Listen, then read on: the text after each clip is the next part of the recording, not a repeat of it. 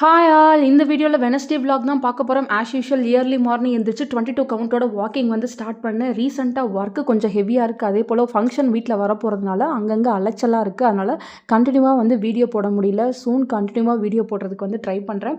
So இந்த சோளச்செடி எல்லாமே சூப்பராக வளர்ந்துருச்சு. எல்லா இடத்துலையுமே க்ரோத் சூப்பராக இருக்குது. செகப்பு சோளமாக தான் வந்து வளர்ந்துருக்கு. வீட்டுக்கு வந்ததும் கவுண்ட் பார்த்திங்கன்னா 5600 கிட்டக்க வந்துருச்சு. நேற்று நைட்டே வந்து பாதாம் பிசின் சப்ஜா சீட் அது போல் பாலையுமே காய்ச்சி வச்சுருந்தேன். வாக்கிங் முடிச்சுட்டு வந்ததுக்கப்புறம் எல்லாத்தையும் போட்டுட்டு அது கூட கொஞ்சம் பாதாம் பவுடர் மிக்ஸ் பண்ணி பாதாம் மில்க் ஷேக் மாதிரி குடிச்சிக்கிட்டோம். மார்னிங் பிரேக்ஃபாஸ்ட் ஒரு கம்பு தோசை, வேர்க்கடலை சட்னி பண்ணியிருந்தேன். ரெண்டுக்கும் காம்பினேஷன் சூப்பராக இருந்துச்சு. 11 o'clock போல் க்ரீன் கிரேப்ஸ் அது கூட வெள்ளரிக்காய் வச்சு சாப்பிட்டுக்கிட்டோம். க்ரீன் கிரேப்ஸ் ரொம்ப பெருசாக கிடச்சிச்சு.